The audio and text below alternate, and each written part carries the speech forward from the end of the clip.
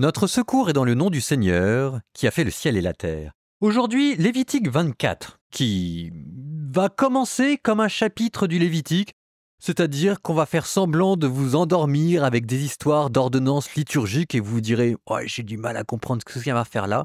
Mais soyez attentifs, parce que tout d'un coup, exactement au bout de 9 versets, le texte dérape.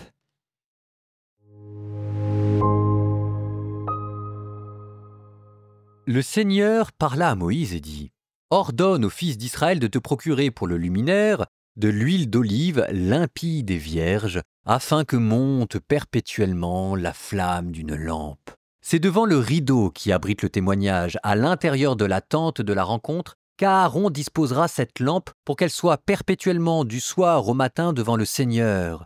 C'est un décret perpétuel pour toutes vos générations. Aaron disposera les lampes sur le chandelier d'or pur devant le Seigneur, et cela perpétuellement. Tu prendras de la fleur de farine, et tu en feras cuire 12 gâteaux, chacun de 2 dixièmes d'épha. Puis tu les placeras en 2 rangées de 6 sur la table d'or pur qui est devant le Seigneur.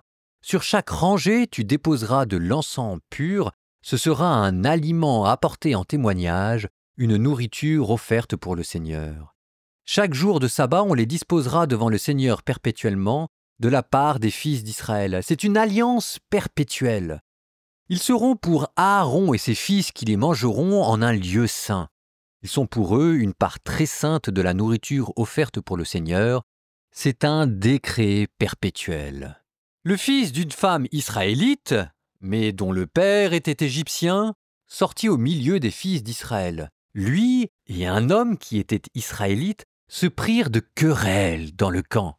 Or, le fils de la femme israélite blasphéma le nom du Seigneur et le maudit. On le conduisit alors à Moïse, et le nom de la mère était Shélomith, fille de Dibri de la tribu de Dan. On mit l'homme sous bonne garde, pour que ce soit le Seigneur qui en décide. Le Seigneur parla à Moïse et dit « Fais sortir hors du camp l'auteur de la malédiction. Tous ceux qui l'ont entendu poseront leurs mains sur sa tête, et toute la communauté le lapidera. Puis tu parleras ainsi aux fils d'Israël. Quiconque maudit son Dieu portera le poids de son péché.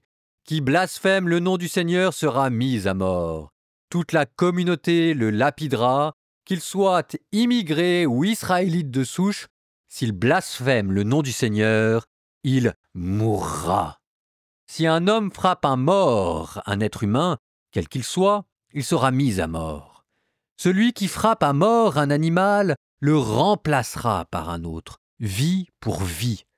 Si un homme provoque une infirmité chez un de ses compatriotes, on lui fera comme il a fait. Fracture pour fracture, œil pour œil, dent pour dent, telle l'infirmité provoquée, telle l'infirmité subie. Celui qui frappe à mort un animal le remplacera par un autre. Celui qui frappe à mort un homme mourra. Il n'y aura chez vous qu'un seul droit, tant pour l'Israélite de souche que pour l'immigré, car je suis le Seigneur votre Dieu. » Moïse, ayant ainsi parlé aux fils d'Israël, on fit sortir hors du camp l'auteur de la malédiction, et on le lapida. Les fils d'Israël firent comme le Seigneur l'avait ordonné à Moïse.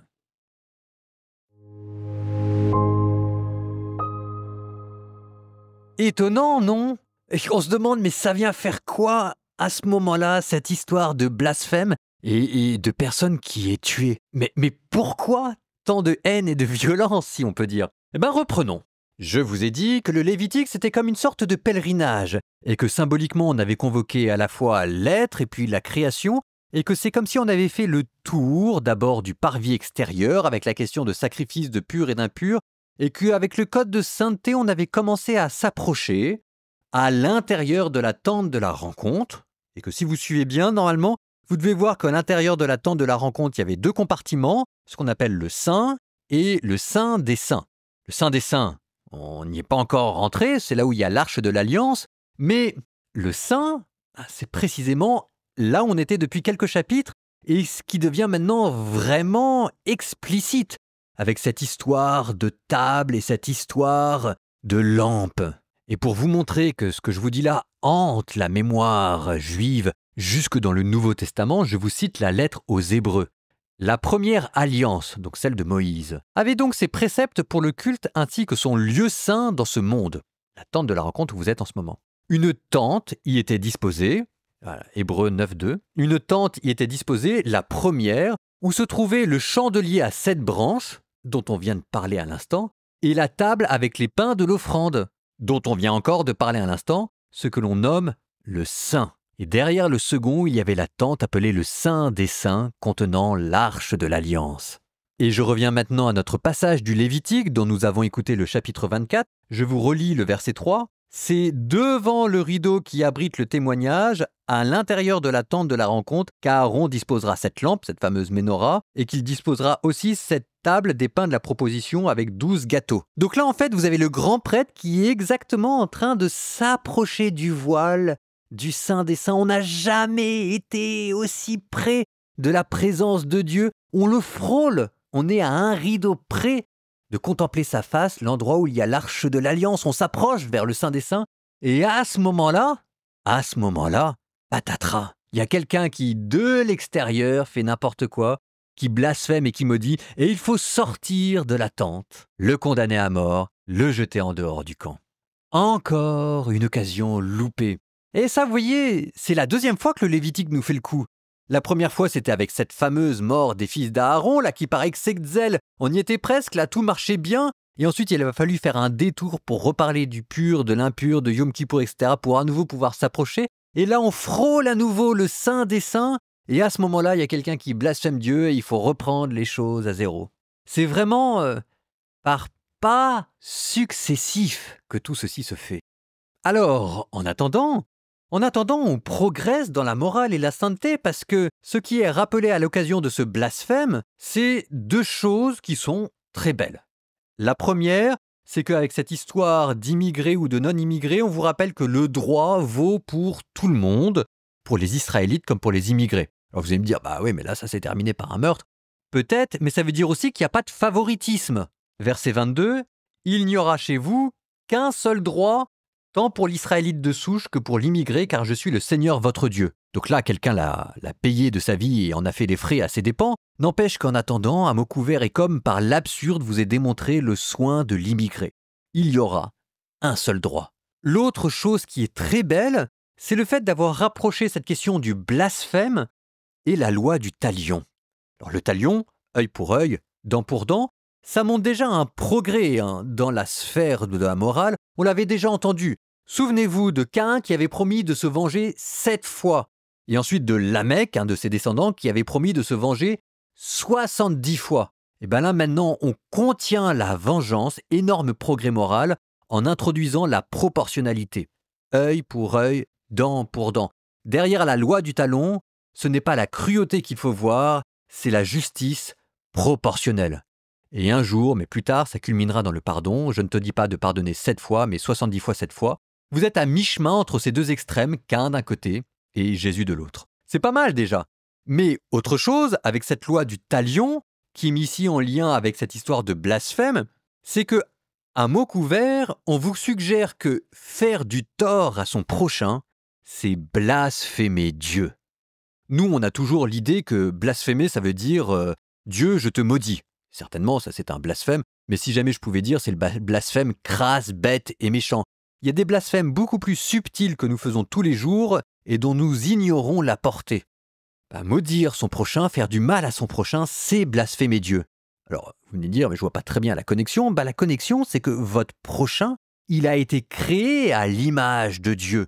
Et que faire du tort à son prochain, c'est ça ce que ça veut dire, c'est faire du tort à l'image de Dieu qui est dans votre prochain, c'est faire du tort à Dieu tout court. Et ça, si vous voulez, si jamais vous remettez dans le contexte du Lévitique, où vous avez frôlé le voile du Saint des Saints, ça devient génial. Parce que ça veut dire quoi en fait? Ça veut dire que si jamais vous voulez passer de l'autre côté du voile, c'est ça ce que ça veut dire, mais comme à l'absurde et à l'envers, si jamais vous vouliez passer de l'autre côté du voile et arriver, paf, en face de l'Arche d'Alliance, devant la face de Dieu et devant sa gloire, ce qu'il faudrait, ce serait dire ce qui est ici en négatif, ne pas blasphémer, ne pas maudire, ne pas déshonorer l'image de son prochain, il faudrait le faire en positif.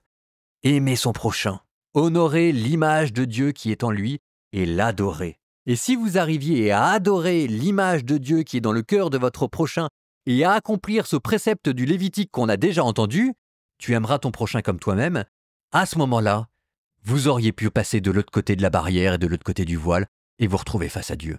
Et c'est là où vous voyez que notre Lévitique, avec ses tours, ses détours, ses histoires abstruses de pureté et d'impureté, sa manière de nous faire traverser les voiles d'un côté et de l'autre, etc., en fait, ça vous montre une progression morale derrière, un cheminement spirituel. En fait, le Lévitique, c'est un pèlerinage.